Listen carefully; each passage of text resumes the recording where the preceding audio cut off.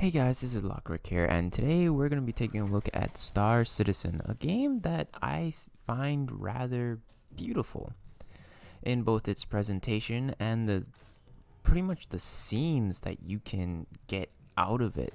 It's really beautiful.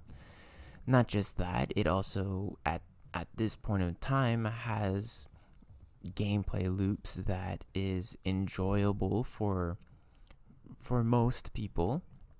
They have combat missions, they have cargo hauling, etc., etc., etc. You can do lots of things. You can go around to shops and buy weaponry and clothes and essentially customize how your character looks. You'd be able to purchase ships and go to those ships and explore the interior of the ship if the ship has an interior. And you can pretty much just do almost whatever you want as long as it appeals to your tastes. And I consider it to be rather interesting. The fact that I can walk around on an 890 jump and fully explore the ship, almost as if it's a level in itself. And the fact that I can be on other ships and also explore those and take those ships and fly them to places, it's all really interesting and interconnected. And to layer on top of this, you can also get your friends to come and join you. Now, granted, right now, getting your friends to join is not the easiest, but once you do, it gets really fun. You two can squad up on one ship or be a squadron of several and fly out to wherever your quest's destination is to practically just do missions and do fun stuff, or even create scenarios, which is what I've seen most other YouTubers slash streamers do. However, despite all that, it has a level of detail that I am personally interested. I personally am interested in the exploration, a little bit of the combat, but mostly the exploration. The fact that I can head off to a planet and experience what that planet has to offer is just really cool. I consider it to be very interactive. The fact that pretty much almost any component is interactable, and you can call elevators, you can interact with menus and whatnot. And let me just talk about flying combat. Flying combat in this game is very, very fun. And the fact that now, okay, flying in this game is not going to be like Ace Combat or any of those games. No. In this game, yes, you can fly forward and almost fly like you're flying like a normal fighter jet, but things get really crazy and interesting when you start implementing things like strafing down or strafing to the side and allowing you to swerve around your enemy without really losing the lock on them. That is really interesting. And that's the combat. That's the combat, especially if you're in like a fighter ship and whatnot. You can do some pretty interesting things. Not just that, there's also FPS combat. Now, granted, I don't have FPS footage for you guys.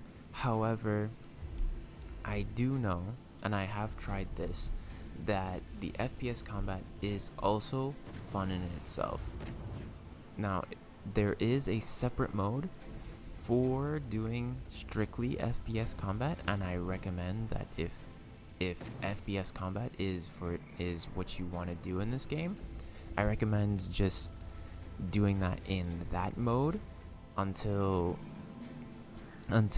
it gets fully fleshed out in the PTU. Because right now, you have to take into consideration that you have to travel to those places, and not just that, the AI is not entirely the best right now, but Cloud Imperium are working on it and trying to make it as good as possible. Now, that's just sort of the basics of what this game is. And I could go into details of things like, oh, how I grab my ship, how you fly it, how you